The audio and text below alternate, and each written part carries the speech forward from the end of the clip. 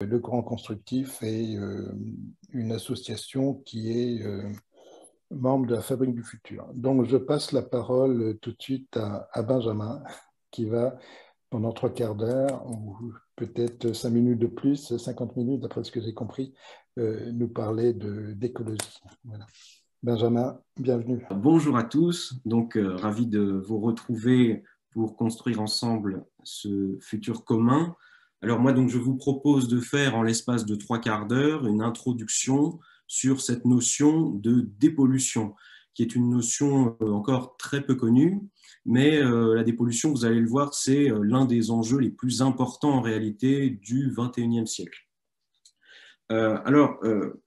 Si nous voulons aujourd'hui avoir un avenir, nous allons devoir déployer une immense industrie de la dépollution dans le monde entier. Une industrie de la dépollution qui va donc dépolluer cette planète, dépolluer à la fois les océans, dépolluer les terres, dépolluer l'atmosphère.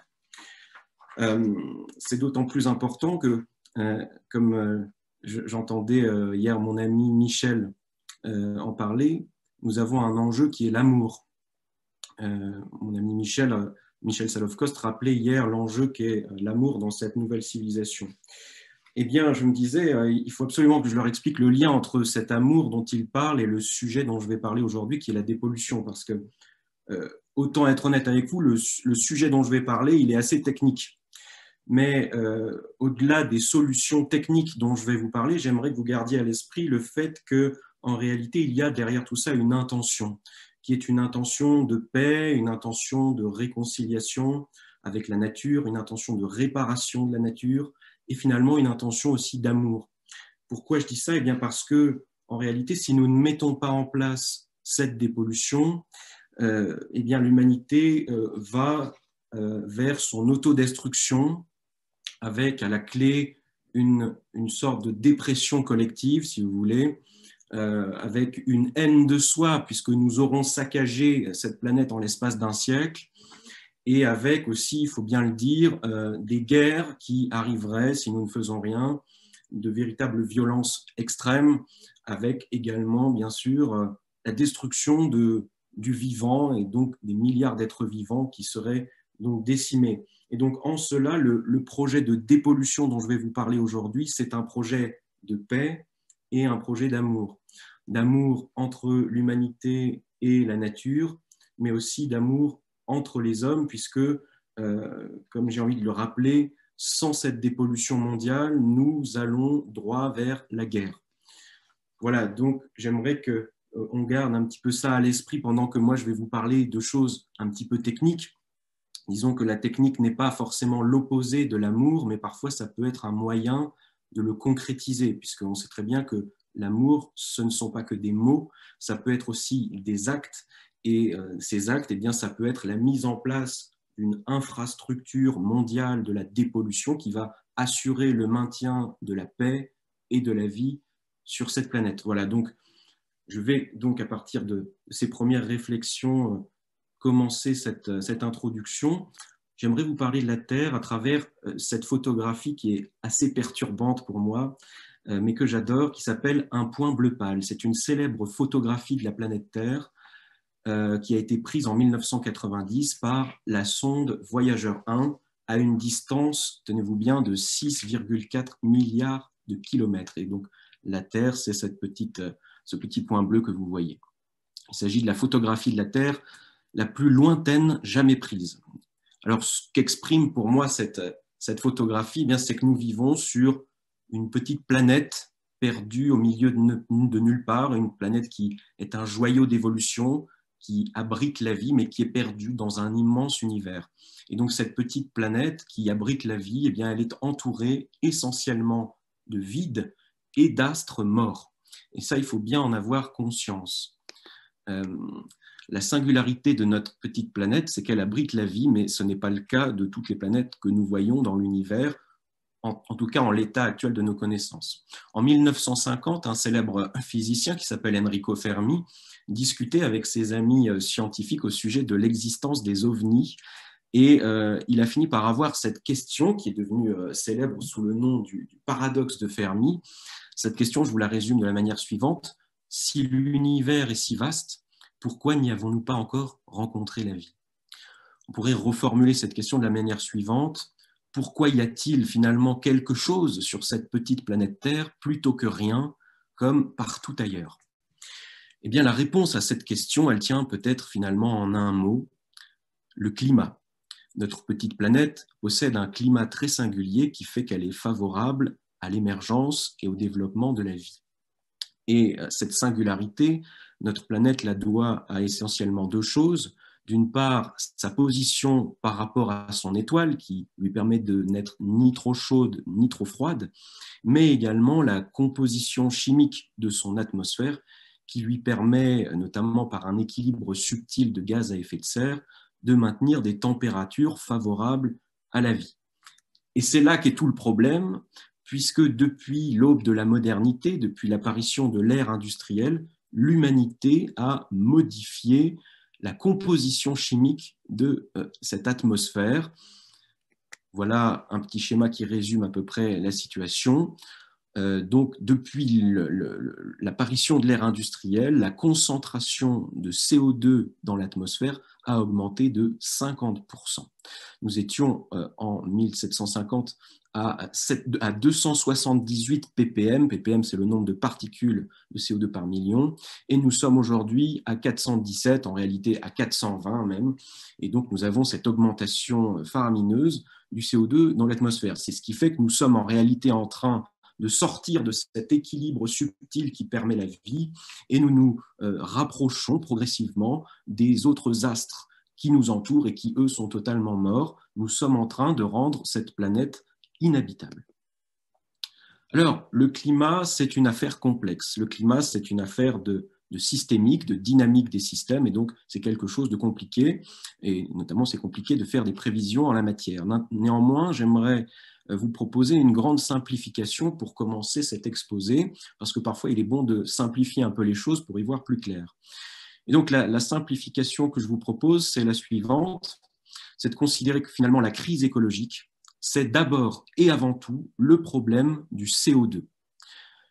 Alors pourquoi je dis ça? Eh bien parce que selon l'association Respire, le dioxyde de carbone représente à lui seul 77% des émissions de gaz à effet de serre d'origine humaine. Or on sait très bien que la cause du réchauffement climatique, ce sont les gaz à effet de serre, et le principal gaz à effet de serre, vous le voyez là, eh bien c'est le CO2. La conclusion de tout ça, c'est que finalement, si nous résolvons le problème du CO2, eh bien nous aurons résolu entre 70 et 80% de cette fameuse crise écologique. Ça permet d'avoir un petit peu une vision de ce qu'il s'agirait de faire. C'est là qu'intervient cette notion dont je vais vous parler aujourd'hui de dépollution, qui est un concept. Alors, la dépollution, ça n'est pas une technologie. Il y a des technologies qui participent de ce concept général de dépollution, mais la dépollution, c'est bien un concept général qui subsume un certain nombre d'applications sectorielles, comme par exemple donc, la dépollution de l'atmosphère, la dépollution des océans, la dépollution des terres, et même au courant constructif dont je suis président avec mon ami Thierry Curti, nous parlons de dépollution des esprits. Voilà, donc il y a un concept général qui s'applique à plein de secteurs, et puis je le distingue de ce que j'appelle le concept programmatique de la dépollution, qui est donc une vision que nous avons développée au courant constructif dans le cadre de nos travaux en prospective des solutions, notamment sous l'initiative de mon ami Thierry Curti, qui depuis plus de 10 ans réfléchit à, si vous voulez, un programme de dépollution et plus largement de transition écologique et sociale. Donc ce concept programmatique, je vais un petit peu vous en parler également aujourd'hui. Disons que ce que je vous dis là aujourd'hui, c'est le résultat d'une recherche collective au sein du courant constructif, initiée notamment par mon ami Thierry Curti, qui est coprésident avec moi de ce mouvement. Alors, la dépollution, eh bien, il faut d'abord la distinguer de deux autres concepts importants en matière de transition, que sont d'une part la décarbonation et d'autre part la régénération. Alors, pour vous expliquer un petit peu cette distinction, on va prendre l'exemple d'un enfant qui aurait commis une mauvaise action et qui commettrait régulièrement de mauvaises actions. Comment vous faites pour résoudre cette situation? Eh bien, d'abord, vous allez demander à cet enfant de cesser de commettre cette action négative. Ensuite, vous allez lui demander de réparer les conséquences des actions qu'il a déjà commises pour finalement l'inviter, l'inciter à bien se comporter, à bien agir. Et bien de la même manière, l'humanité est en train de commettre une action extrêmement négative vis-à-vis de cette planète, et donc elle doit passer par ces 3 étapes: cesser, réparer et ensuite bien agir. Eh bien, cesser, ça revient finalement à cesser d'émettre cette pollution, ce CO2, et ça, c'est la décarbonation. La décarbonation vise à cesser d'émettre du CO2. C'est quelque chose de distinct du fait d'éliminer le CO2 qui a déjà été émis. Et ça, c'est la phase de réparation, réparer l'action que nous avons déjà commise. Et ça, c'est la dépollution. Et ensuite, il y a une 3e étape qui nous permet d'entrer carrément dans du positif, qui est la phase de régénération de notre planète, de nos écosystèmes.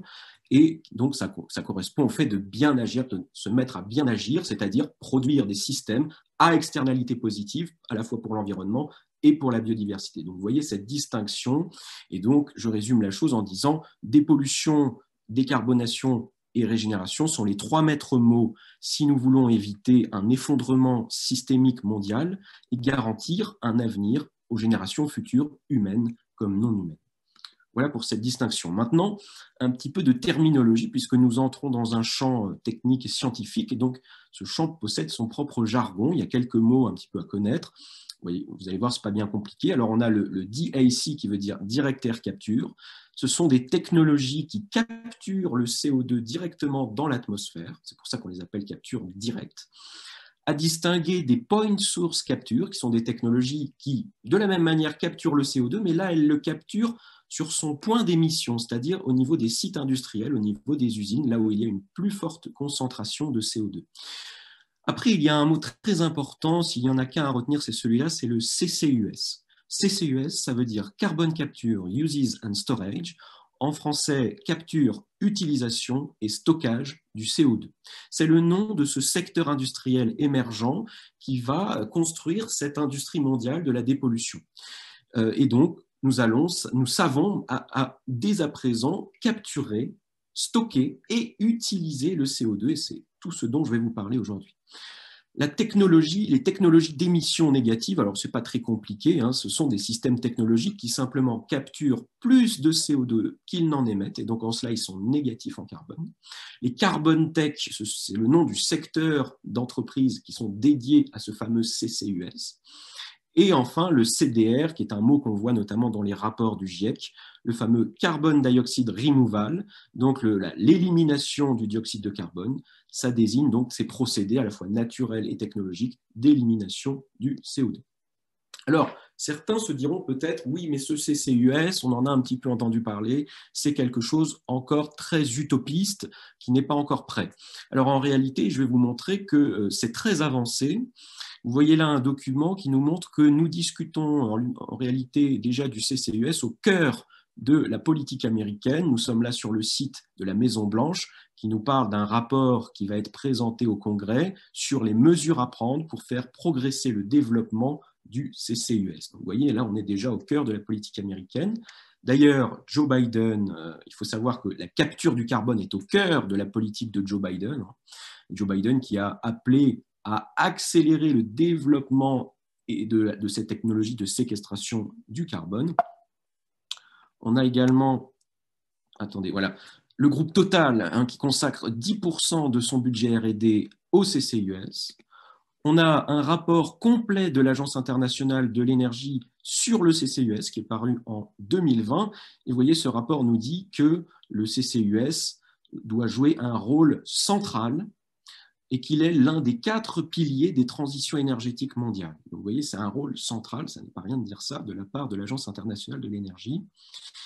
Vous voyez ici la carte du secteur CCUS tel qu'il est en train de se déployer dans le monde. Vous voyez qu'il est en plein boom à la fois aux États-Unis. Les États-Unis sont les leaders mondiaux dans la matière, mais également en Chine et en Europe, un petit peu en Inde et aussi en Australie. Le CCUS est également présent et reconnu maintenant dans les rapports du GIEC. Tout ce que vous voyez ici en bleu clair, ce sont donc autant de scénarios du GIEC qui prennent en compte le CCUS. Vous voyez que le GIEC ne conçoit plus maintenant que l'on puisse parvenir à respecter les accords de Paris sans faire appel à ces technologies de dépollution. D'ailleurs, le GIEC a sorti un rapport en 2018 qui s'appelle le SR15 dans lequel il nous dit « Toutes les voies qui limitent le réchauffement climatique à 1,5 degré projettent l'utilisation de l'élimination du dioxyde de carbone, les fameuses CDR, de l'ordre de 100 à 1000 gigatonnes de CO2 au cours du XXIe siècle. » Voilà. Alors, moi, je suis un constructif et en tant que constructif, j'ai appris par la pratique de terrain que les gens n'accordent aucun intérêt aux solutions tant qu'ils n'ont pas compris la gravité du problème auquel ces solutions viennent répondre. Et donc, je vais d'abord vous parler un petit peu du problème auquel la dépollution répond.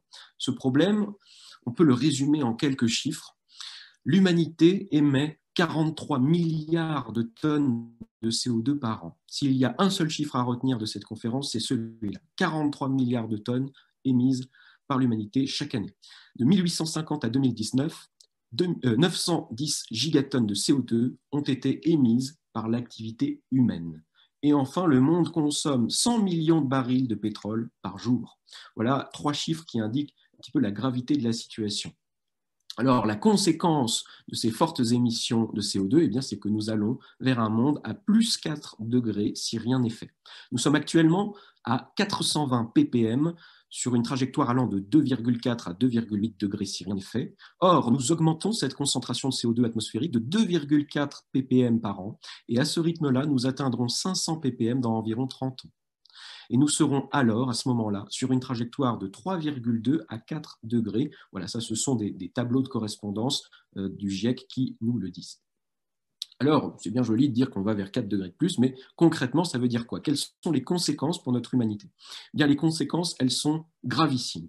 Des pénuries d'eau, d'abord. Les Nations Unies estiment que 5 milliards de personnes pourraient avoir des problèmes d'accès à l'eau potable d'ici 2050. Des pertes gravissimes aussi de récoltes qui vont nous amener à des problèmes d'approvisionnement alimentaire mondiaux.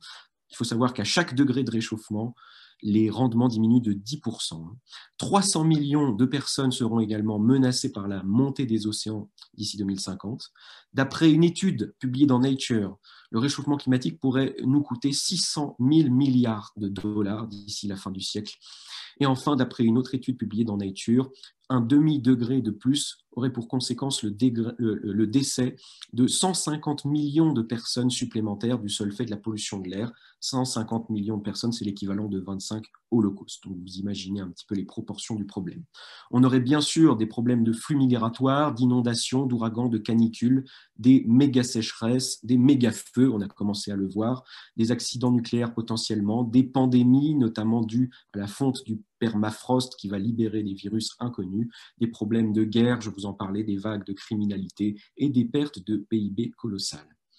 En un mot, nous allons rendre cette terre, et nous sommes en train de rendre cette terre inhabitable. Selon une étude du MIT, des vagues de chaleur mortelles pouvant atteindre 80 degrés pourraient rendre de vastes territoires inhabitables à la fois en Chine, au Brésil, au Nigeria et dans les pays du Golfe Persique d'ici la fin du siècle. Et je vous invite à lire ce livre de David Wallace Wells qui s'appelle « La Terre inhabitable, vivre avec 4 degrés de plus », qui vous permettra de prendre conscience de ce que ça signifie de vivre avec 4 degrés de plus.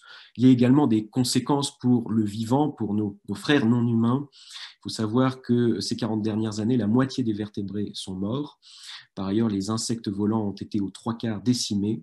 D'après le WWF, près de 3 milliards d'animaux sont morts en Australie dans les feux.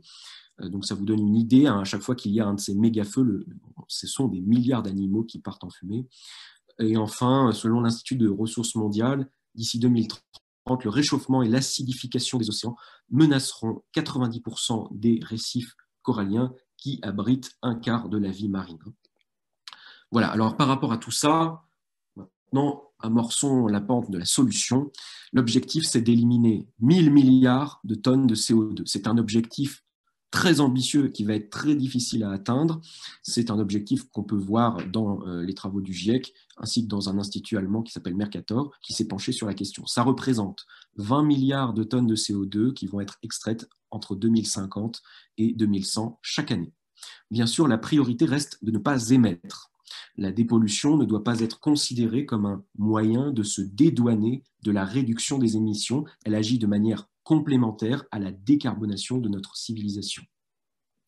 Alors, simplement, pendant longtemps, l'humanité a approché l'écologie en termes de polluer moins. Nous avons essayé de polluer moins pendant à peu près 60 ans, et donc de réduire nos émissions autant que nous pouvions. Simplement, quand on parle d'une humanité qui produit 43 milliards de tonnes de CO2, eh bien, polluer moins, ça veut peut-être dire arriver, par exemple, à en produire seulement 30 milliards. Mais vous imaginez bien que 30 milliards, ça serait encore beaucoup trop. Et donc, mon ami Thierry Curti résume tout ça de manière brillante en disant « polluer moins, c'est polluer quand même ». Il faut bien l'avoir à l'esprit, tout ça. Ça fait 50, 60 ans que nous polluons quand même en essayant de polluer moins. Et finalement, polluer moins, c'est donc polluer quand même, et polluer quand même, eh bien, c'est mourir quand même. Nous mourrons peut-être 10 ans plus tard, peut-être 20 ans plus tard, mais nous mourrons quand même. Et donc, ce que nous devons faire, si nous voulons avoir un avenir, c'est dépolluer massivement. Voilà. Et il va en cela dans le même sens que Paul Hawken. Paul Hawken, qui, vous le savez peut-être, est le président du projet Drawdown, dont je vous invite à prendre connaissance également. Paul Hawken qui nous dit, dans cette même logique, s'attaquer aux émissions, les ralentir, voire les arrêter, c'est certes nécessaire, mais c'est insuffisant. Si vous vous êtes engagé sur une mauvaise voie, vous aurez beau ralentir, vous continuerez de vous enfoncer dans un mauvais chemin. Et donc, le seul objectif logique pour l'humanité, c'est d'inverser le cours de ce réchauffement climatique. Donc, il faut entrer maintenant dans cette logique inversiste, et ça, nous pouvons le faire désormais grâce à la logique de la dépollution. Voilà, donc c'est une nouvelle manière de penser l'écologie à laquelle je vais vous inviter aujourd'hui. Alors, nous entrons maintenant dans le vif du sujet avec la capture donc, du carbone. Et notamment, on va commencer par ce fameux direct air capture. Vous voyez, ce sont de grands ventilateurs qui absorbent l'air. Puis, à partir de cette absorption, on va capturer le CO2 présent dans l'air grâce à des sorbants qui capturent la molécule de CO2. Alors, il y a un certain nombre d'entreprises qui font ça dans le monde. Notamment, il y a Climeworks, dont vous avez peut-être entendu parler, qui est une entreprise suisse qui a été fondée en 2009, qui capture donc le CO2 de l'air ambiant. Sa première usine se situe à Zurich, elle capture donc le CO2 et elle l'utilise comme engrais dans une serre. Il y a une deuxième usine qui est située en Italie, qui convertit le CO2 et qui crée à partir de là du gaz neutre en carbone. Et puis, il y a une troisième usine qui est en Islande et qui capture le CO2, puis qui le convertit en pierre en moins de 2 ans. Donc, les usines de Climeworks, elles captent actuellement 900 tonnes de CO2 par an, chacune. Et il y a un nouveau projet en Islande qui s'appelle Orca et qui captera, lui, 4000 tonnes de CO2 par an. Après, l'une des singularités de Climeworks, c'est qu'elle propose un abonnement aux particuliers pour compenser leurs émissions de CO2. Donc, vous pouvez acheter d'ores et déjà, si vous voulez, un certain nombre de CO2 qui va être éliminé de l'atmosphère en payant cet abonnement. Vous voyez, par exemple, pour 50 €, vous pouvez éliminer 600 kg de dioxyde de carbone chaque mois. Un autre leader dans le secteur, c'est Carbon Engineering, qui est une entreprise canadienne cette fois, fondée également en 2009 par David Case, qui est un éminent professeur de Harvard. En 2015, cette société a créé donc une première usine pilote à Squamish au Canada et cette usine capte 1 tonne de CO2 par jour. Le CO2 donc capturé peut être stocké sous terre, mais il peut également être converti en carburant neutre par un procédé que l'entreprise appelle Air to Fuels. Cette société a reçu des millions de dollars de la part d'investisseurs comme Chevron, Occidental Petroleum, Bill Gates, etc. Alors, je vous disais, il y a également le fameux Point Source Capture qui va donc capturer le CO2 à la source sur les sites d'émission.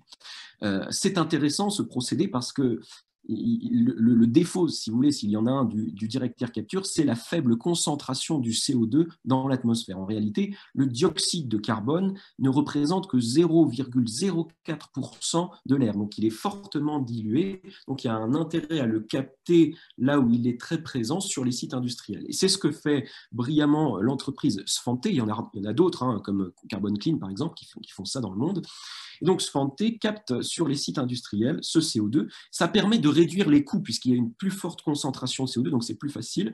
Et donc, l'entreprise Svante prétend s'approcher des 30 $ la tonne captée. Elle a reçu 195 millions de dollars de financement, notamment du gouvernement du Canada, mais aussi d'entreprises comme Total, Chevron, etc.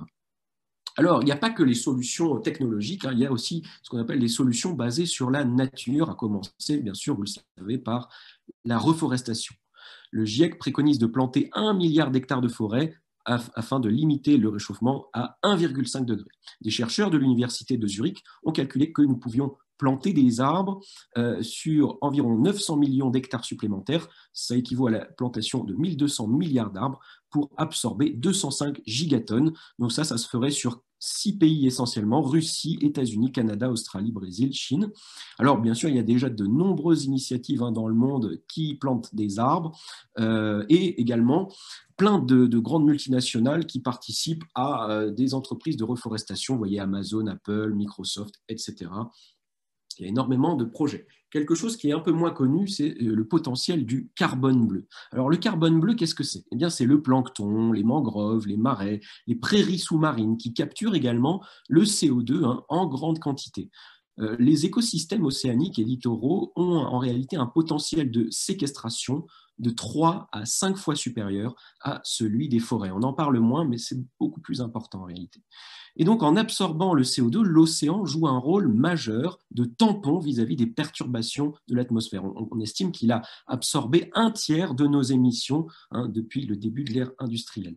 Le problème, c'est que cette absorption de CO2 provoque l'acidification des eaux qui menace la biodiversité océanique et qui finit par faire un risque en réduisant l'efficacité de cette pompe biologique. Vous voyez à droite la photo sur les coraux qui sont victimes de cette acidification. Voilà, c'est assez dramatique. On estime que chaque jour, nous jetons environ 25 millions de tonnes de carbone dans l'océan. Depuis les années 40, plus de 30% des mangroves, près de 25% des marais et plus de 30% des prairies sous-marines ont été détruites. Alors néanmoins, il y a de nombreux projets aujourd'hui de réhabilitation à grande échelle, notamment par exemple des mangroves, qui ont été réalisés avec succès, notamment dans le delta du Mékong, mais aussi dans les marais en Europe, aux États-Unis. Et selon l'ONU, ces pluies de carbone bleu et aussi les estuaires piègent et séquestrent entre 870 et 1650 millions de tonnes de CO2 par an.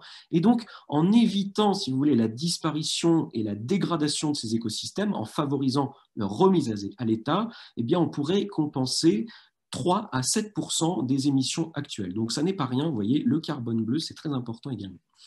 Alors, il n'y a pas que la pollution, il n'y a pas que le CO2 en termes de pollution, il y a d'autres formes de pollution, notamment le fameux plastique qui pollue nos océans.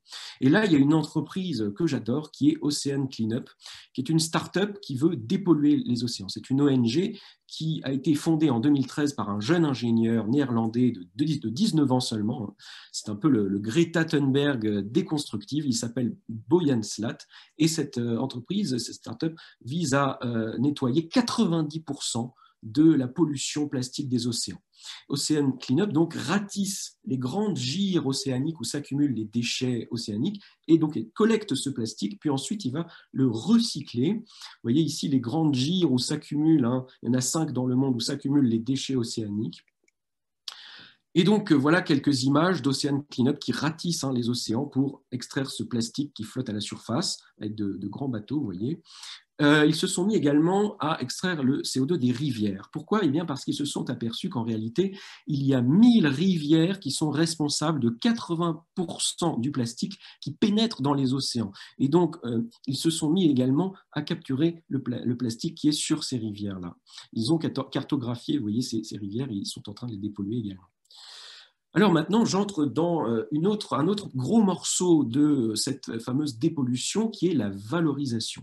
La valorisation, c'est la clé de la réussite de la dépollution. Pourquoi? Parce que vous imaginez bien que si on se contente d'extraire cette pollution, par exemple, comme on a voulu le faire pendant des années pour simplement la stocker sous terre, eh bien, ça n'a aucun intérêt financier et commercial. Et donc à ce moment-là, ça revient à faire reposer la dynamique de la dépollution sur la seule vertu écologiste de l'humanité.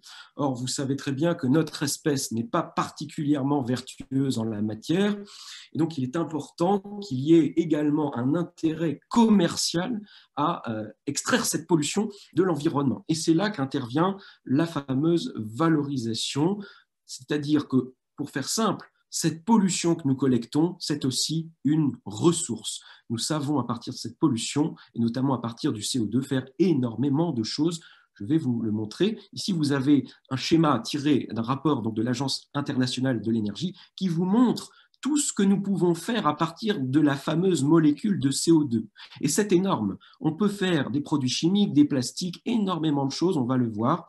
Donc, ce qu'il faut bien comprendre, c'est que nous devons considérer ce problème qui est le CO2 également comme une solution. Finalement, le CO2 n'est pas seulement un problème, c'est aussi une ressource formidable, une matière première avec laquelle on peut faire énormément de choses et dans laquelle l'humanité va pouvoir désormais puiser abondamment. Alors, que peut-on faire avec du CO2? Eh bien, la première chose qu'on peut faire, la plus importante, je dirais, c'est du carburant. On peut faire du carburant, ce qu'on appelle du carburant neutre, c'est-à-dire ce carburant va être relâché ensuite dans l'atmosphère et donc il va repolluer l'atmosphère, il va réémettre le CO2, mais c'est du CO2 qu'on va recapter ensuite dans une boucle infinie qui fait que nous sommes dans du carburant qui est au final neutre.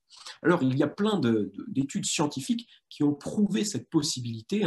Là, il y a par exemple une étude de l'université de Cambridge, une autre de Paris Diderot du CNRS. Il y a plein d'études qui montrent qu'on peut transformer ce CO2 en carburant, notamment par exemple en acide formique, en éthanol, en méthane, en hydrocarbures, etc. etc. Je vous passe un petit peu les études, c'est un peu technique. Et on a également une société qui le fait maintenant, qui produit de l'hydrogène en capturant du CO2. Elle s'appelle Planetary Hydrogène. Je vous invite à aller découvrir Planetary Hydrogène.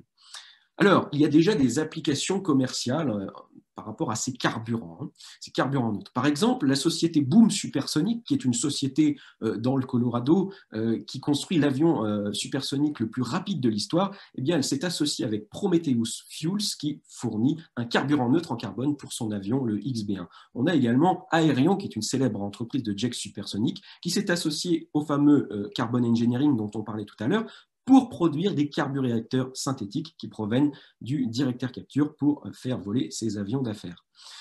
Un peu plus connu, le cas de Virgin Atlantic, qui s'est associé également avec une société qui s'appelle Lanzatech pour faire voler un jet 747 avec du carburant à base de CO2. Ce carburant élimine 70% des émissions et il y a eu un premier vol qui a été effectué d'Orlando à Londres en 2018. Richard Branson, qui est donc le PDG de Virgin Atlantic, affirme que le carburant de Lanzatech a le potentiel d'alimenter 100% des vols de Virgin Atlantic. Par ailleurs, Lanzatech s'est associé à Carbon Engineering pour produire ce carburant à base de CO2 à hauteur de 100 millions de litres donc par an. C'est le projet Atmosfuel. Pour résumer, comme dirait mon ami Thierry Curti, le CO2 est le pétrole du 21e siècle. C'est-à-dire que finalement, ce pétrole qu'on a utilisé pour faire de l'essence, eh bien, maintenant, nous allons pouvoir le remplacer par des carburants à base de CO2. Donc, vous voyez, le potentiel est énorme pour le CO2. Ça va transformer également l'équilibre géopolitique, évidemment, puisque un des grands avantages de cette production de carburant à partir de l'air, eh bien, c'est l'indépendance énergétique. Le PDG de Carbon Engineering, Steve Oldham, nous dit par exemple que n'importe quel pays, n'importe quelle région va pouvoir avoir son propre carburant et donc ne dépendra pas de la situation géopolitique. Alors, on peut faire également plein d'autres choses avec ce CO2. On peut faire du béton notamment. Il faut savoir que le béton, c'est le matériau synthétique le plus abondant sur la Terre. Selon l'Agence internationale de l'énergie, le ciment à partir duquel on fabrique ce béton est responsable de 7% des émissions mondiales et c'est la deuxième source industrielle de CO2. La production mondiale de ciment est responsable d'environ 4 milliards de livres d'émissions de CO2 rien qu'en 2017. Et il faut savoir par exemple que la Chine a coulé plus de ciment en 3 ans que les États-Unis durant tout le XXe siècle. Donc vous voyez, on consomme encore massivement. Et donc la solution pour ce béton, eh bien, c'est d'en faire ce qu'on appelle un puits de carbone. Il y a un certain nombre de startups qui se concentrent sur cet objectif, comme par exemple Carbon Cure, Carbicrete, Carbon Build, Carbon Upcycling, Solidia, Blue Planet, on va en voir quelques-unes. L'idée, donc, c'est de construire nos immeubles, nos routes, nos ponts, nos infrastructures sportives avec du CO2 atmosphérique. Et donc, ces constructions humaines seront donc autant de puits de carbone. Alors, par exemple, on a donc Blue Planet qui fait ça, donc qui capture le dioxyde de carbone et le transforme en une roche carbonatée, exactement comme font les coraux, si vous voulez. Et donc ensuite, elle va vendre cette roche calcaire pour fabriquer le béton, puisque c'est une des composantes, cette roche calcaire, du béton. Et donc, par exemple, ce matériau de Blue Planet a déjà été utilisé dans le cadre de l'aéroport international de San Francisco.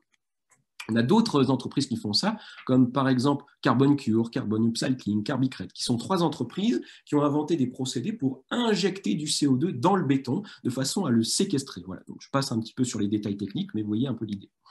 Il y a un premier immeuble d'ailleurs qui a été fait, qui s'appelle 725 Ponce, qui est le premier grand bâtiment commercial à utiliser le béton de Carbon Cure. Il est situé à Atlanta et il a donc éliminé de l'atmosphère 680 tonnes de CO2. On peut également transformer ce CO2 en plastique, ce qui est très important si vous considérez tout ce qu'on sait faire avec du plastique aujourd'hui. Il faut savoir que la fabrication de plastique consomme 8% du pétrole produit dans le monde. Ça représente chaque année 380 millions de tonnes de plastique. Il faut savoir qu'il y a 8 millions de tonnes de plastique qui sont déversées dans les océans chaque année et on estime que le plastique représente 850 millions de tonnes de gaz à effet de serre. Donc vous voyez, c'est un problème majeur en termes de pollution. Or, nous avons là aussi la possibilité justement de convertir ce CO2 en plastique, c'est-à-dire en polymère. Et donc, il y a par exemple ici, vous voyez une étude scientifique de Japonais qui ont mis un procédé au point pour convertir le CO2 en polymère. Ça a été publié dans la revue Nature. Vous voyez ici un autre procédé, ici de l'université de Rutgers aux États-Unis, qui est un procédé cette fois de photosynthèse artificielle qui transforme là aussi le CO2 en plastique. Alors, il y a déjà des entreprises qui utilisent ça et qui le commercialisent, notamment un de mes chouchous vraiment qui s'appelle Newlat Technologies, qui est une entreprise californienne qui transforme le CO2 en objet du quotidien. Alors, c'est une société donc, qui a passé, il faut le savoir, plus d'une décennie à développer son matériau qui s'appelle le air carbone. Le air carbone, c'est exactement comme du plastique, sauf que c'est complètement biodégradable. C'est un matériau qui a été conçu à partir de micro-organismes trouvés dans l'océan qui se nourrissent de méthane et de CO2. Et donc, à partir de là, ces organismes transforment le gaz en un polymère naturel qui peut ensuite être façonné et moulé exactement comme du plastique. Donc ça donne une sorte de poudre blanche à partir de laquelle on peut fabriquer toutes sortes de pièces. Et donc Newlight, à partir de là, a créé deux grandes gammes de produits. D'abord, une gamme de produits alimentaires qui s'appelle Restore, donc ce sont des pailles, des couverts qui sont complètement biodégradables. Et puis une gamme de mode qui s'appelle Covalent, qui vend, elle, des sacs à main, des portefeuilles, des lunettes de soleil en air carbone à base donc de CO2. Je vous invite à aller découvrir Covalent Fashion, vous allez voir, c'est assez surprenant. Il faut savoir que, par exemple, donc Newlight Technologies s'est associé avec IKEA et donc IKEA disposera des droits exclusifs sur le air carbone dans le secteur du mobilier de maison. Vous voyez déjà des partenariats très intéressants. On peut également, avec ce CO2, fabriquer des vêtements. Et là, j'adore cette citation de Jennifer Holmgren, qui est la CIO de Lanzatech, qui nous dit « Un jour, je vous le garantis, vous porterez un pantalon de yoga que nous avons fabriqué avec du carbone recyclé. Nous voulons que vous puissiez entrer dans un magasin et choisir, tout comme vous choisissez aujourd'hui du café issu du commerce équitable, je veux que vous choisissiez un tapis issu du carbone recyclé par rapport au tapis issu du carbone fossile. » Donc, vous voyez un peu l'idée. Il faut savoir que l'industrie textile émet actuellement 1,2 milliard de tonnes de gaz à effet de serre par an, soit 2% des émissions mondiales. Or, nous savons à présent fabriquer également de la fibre textile à partir du CO2. Il y a une société allemande qui fait ça, qui s'appelle Covestro. On peut aussi, alors tenez-vous bien, fabriquer de la nourriture avec ce CO2. Alors c'est assez surprenant, mais vous allez voir. Alors je rappelle quelques chiffres d'abord. Les animaux, l'agriculture sont responsables de 15% des émissions des gaz à effet de serre. 70% de la surface agricole mondiale est utilisée pour le bétail et chaque année, 65 milliards d'animaux sont tués pour l'alimentation. Or, nous avons aujourd'hui des startups qui créent des substituts de viande qui sont à base de CO2, comme par exemple Air Protein ou Solar Food. Je ne vais pas développer, c'est une sorte de poudre faite avec des microbes probiotiques qui ensuite peut permettre de créer de la viande artificielle. Voilà. On sait également faire de la fibre de carbone avec ce CO2. Alors ça, c'est un morceau très important parce que vous allez voir, la fibre de carbone, on sait faire énormément de choses. En 2015, une équipe de l'université George Washington, menée par le professeur Stuart Licht, a réussi à convertir le CO2 en nanofibres de carbone. Et ensuite, ce professeur a créé l'entreprise Carbon Corp, qui est une entreprise donc, qui transforme le CO2 en nanotubes de carbone. Alors pourquoi c'est important? Parce que cette fibre de carbone, elle va pouvoir remplacer, pour des raisons de propriété physique, si vous voulez, l'acier et l'aluminium, qui sont deux industries fortement émettrices. Pourquoi? Parce que bien, ce carbone, il est beaucoup plus résistant que l'acier et l'aluminium, tout en étant beaucoup plus léger. Alors voilà, vous voyez tout ce qu'on peut faire avec de la fibre de carbone, c'est énorme. On peut faire des coques d'avions, des coques de bateaux, dans l'aéronautique également, plein d'utilisations. On peut faire des pales d'éoliennes, on peut faire toutes sortes d'objets, des voitures en fibre de carbone, etc. Voilà. Et on peut également, pour terminer, transformer ce CO2 en graphène. Alors ça, le graphène, c'est un des matériaux du futur. Hein, c'est très important parce que finalement, ce graphène, on peut en faire énormément de choses aussi. On peut en faire des disques durs, des semi-conducteurs, des écrans flexibles, des appareils photo, des caméscopes, les batteries hein, à longue durée hein, qui sont en train d'arriver, hein, les batteries au graphène, des nouveaux réseaux de télécommunications ultra rapides, des ultracondensateurs, des applications aéronautiques, ainsi que des panneaux solaires beaucoup plus puissants qui vont convertir 42% de la lumière. Et donc, ce graphène aussi, c'est un des matériaux du futur et on va savoir le faire avec du CO2. En conclusion, on va pouvoir faire avec le CO2 énormément de choses, du carburant, des matériaux plastiques, du graphène, de la fibre de carbone, des vêtements, des engrais, des objets du quotidien, du béton, de la nourriture. Bref, comme le dirait mon ami Thierry Curti, tout ce que nous faisons actuellement avec le pétrole va pouvoir être fait avec le CO2 et même bien plus en réalité, de meilleure qualité, moins cher et plus écologique. Voilà. Maintenant, pour terminer, je vais aborder la question de la mise à l'échelle, parce que ces technologies sont présentes maintenant, elles ont fait leurs preuves. Nous avons passé, si vous voulez, l'étape de la phase de proof of concept. Maintenant, le CCUS est reconnu par les principales autorités, le GIEC, l'AIE, etc. Mais le problème, c'est que nous sommes encore loin du but. En réalité, tout ne fait que commencer. Il existe aujourd'hui seulement 21 installations CCUS dans le monde, avec une capacité totale de capter jusqu'à 40 millions de tonnes de CO2. Donc 40 millions de tonnes, c'est déjà bien, mais il faut se rappeler qu'on en émet 43 milliards, donc ça n'est rien, nous ne sommes pas du tout à l'échelle pour l'instant. Et par ailleurs, le CCUS représente seulement, selon l'AIE, seulement 0,5% des investissements mondiaux dans les technologies d'énergie propre. Donc vous voyez, nous sommes encore loin d'être à l'échelle. L'Agence internationale nous dit d'ailleurs qu'il nous faut une accélération majeure du déploiement du CCUS au cours de la prochaine décennie. C'est très important d'accélérer maintenant la cadence. La bonne nouvelle, c'est que nous sommes en train de passer une étape et nous allons vers des usines qui vont être capables de capter 1 million de tonnes par an. Notamment, il y a des projets de carbone clean hein, qui captent déjà 60 000 tonnes de CO2 par an et qui s'acheminent vers le million de tonnes. Carbon Engineering, hein, on l'a vu tout à l'heure, s'achemine également vers cet objectif. Elle est en train de construire en partenariat avec Occidental Petroleum, une usine qui va capter 1 million de tonnes. 1 million de tonnes, je ne sais pas si vous imaginez, mais par exemple, on a Steve Oldham qui nous explique un petit peu ce que ça donnerait, c'est-à-dire que pour simplement réduire les émissions de tout le Canada, il faudrait seulement 700 usines capables de capter 1 million de tonnes pour réduire toutes les émissions du Canada. Donc, ça vous donne un petit peu une idée. L'entreprise Fante s'achemine également vers cet objectif hein, du million de tonnes. Et il y a déjà un premier projet qui est en cours de finition en Chine, qui s'appelle Sinopec, qui est à l'échelle de 1 million de tonnes. Par ailleurs, nous entrons dans l'ère des partenariats. On en a vu un certain nombre, par exemple Newlight avec Ikea, mais également par exemple Climeworks avec Microsoft, Audi, Shopify, Stripe, etc. Il y a plein de partenariats très importants qui sont en train de se passer dans ce secteur, ce qui prouve que les entreprises font confiance désormais au CCUS. On a également de grands financiers comme Elon Musk et Bill Gates. Bill Gates qui a déclaré être prêt à s'engager à hauteur de 1,5 milliard de dollars sur 3 ans pour financer le CCUS. Il nous dit, Bill Gates, qu'il est essentiel de réduire le coût de ces technologies pour les déployer à une échelle gigantesque, il nous dit. Elon Musk a lancé, lui, un concours qui s'appelle Carbon X Prize pour récompenser à hauteur de 100 millions de dollars l'entreprise qui sera capable de démontrer une capacité à extraire 1 milliard de tonnes de CO2. Donc, c'est le plus grand prix incitatif de l'histoire. Et nous avons également des financements publics hein, qui arrivent avec des milliards de dollars qui sont injectés dans le CCUS, aussi bien aux États-Unis, en Chine qu'en Europe. Alors, le potentiel du CCUS en termes de marché a été évalué dans le cadre d'un rapport qui s'appelle le Global Roadmap for Implementing CO2 Utilization, qui évalue à 800 milliards de dollars le potentiel du marché de la valorisation du CO2. Et ce marché pourrait également hein, utiliser 7 milliards de tonnes de CO2. Donc, vous voyez, on est quand même sur des échelles immenses en termes de potentiel. Simplement, ça n'est encore qu'un potentiel. Une donnée importante à comprendre aussi, c'est que nous allons probablement vers une décentralisation de la capture du carbone. Qu'est-ce que ça veut dire?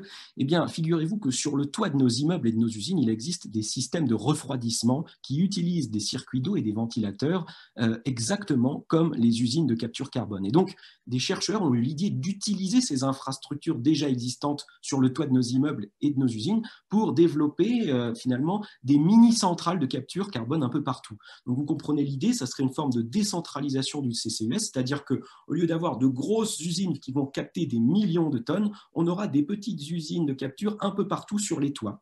Vous voyez, et donc, on a déjà une entreprise qui a prévu de faire ça, qui est lancée, qui s'appelle Noia. Je vous invite à découvrir Noia. C'est vraiment très intéressant.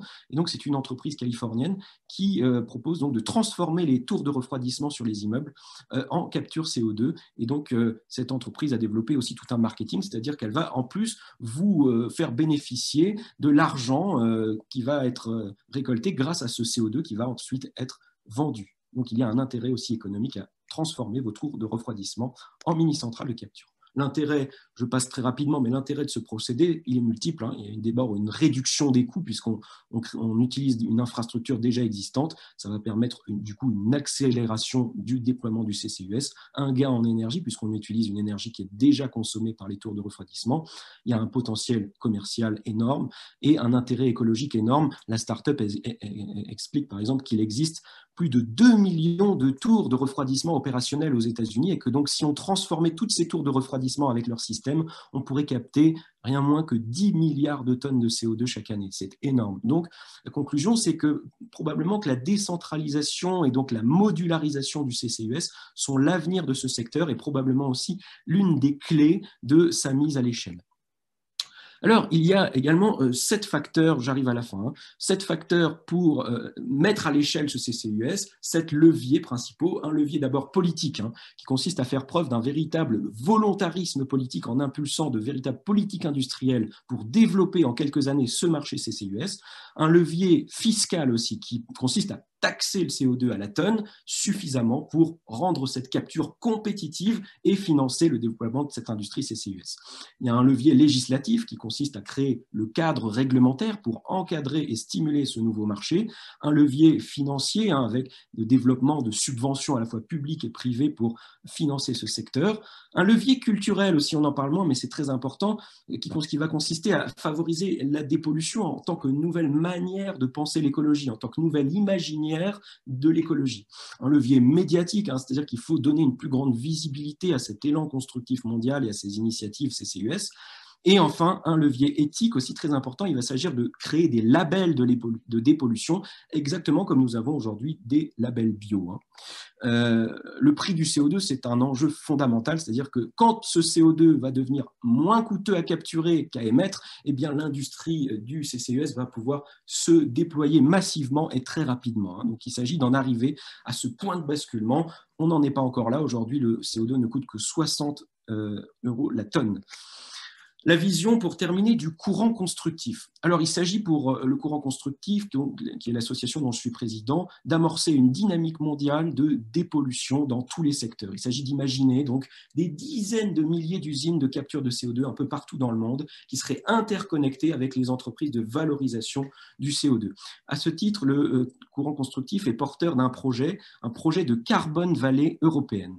Une Carbon Valley européenne, ça serait, si vous voulez, une sorte d'écosystème d'innovation 100% dédié au carbon tech. Donc, il s'agirait de réunir sur un même territoire les entreprises de capture et les entreprises de valorisation pour interconnecter ces deux domaines entrepreneuriaux avec des infrastructures partagées, des centres de recherche et de développement, des universités, le tout avec des financements à la fois publics et privés. Donc, je vous invite à découvrir ce projet dans le cadre de notre programme, le programme du courant constructif. Pour nous, tout va se jouer sur la vitesse de mise à l'échelle de ces technologies. Si nous voulons donc aboutir à un effondrement systémique mondial, il faut simplement continuer sur notre lancée qui est beaucoup trop lente pour y arriver. Au contraire, si nous voulions y arriver, il va falloir accélérer massivement la donne. C'est pourquoi nous défendons l'idée d'une mobilisation constructive mondiale, qui serait, si vous voulez, le moyen d'accélérer la cadence de cette transition du CCUS au niveau mondial. Il s'agirait donc de mobiliser absolument toutes les ressources de l'humanité, notre temps, notre énergie, notre pensée, nos moyens financiers pour propulser cette transition systémique du XXIe siècle en mobilisant absolument tous les secteurs politiques, médiatiques, culturels, juridiques, économiques, financiers, entrepreneuriales, dans une sorte de mobilisation qui serait semblable à un effort de guerre, à ceci près qu'il s'agirait ici plutôt d'un effort de paix, comme je vous le disais au début. La vraie question, c'est de savoir si l'humanité sera capable de mobiliser autant de ressources finalement pour réparer cette planète qu'elle est capable d'en mobiliser pour la détruire. Voilà, vous pouvez suivre l'actualité de la dépollution en suivant nos activités les activités de courant constructif, notamment avec le hashtag que j'ai lancé qui s'appelle Urgence Dépollution. Nous avons également un site internet, courantconstructif.com, et notre base de veille de prospective des solutions s'appelle lmc.today. Je vous invite à découvrir ça. Et je vous laisse avec cette citation de Saint-Exupéry qui nous dit « Pour ce qui est de l'avenir, il ne s'agit pas de le prévoir, mais de le rendre possible. » Voilà, merci.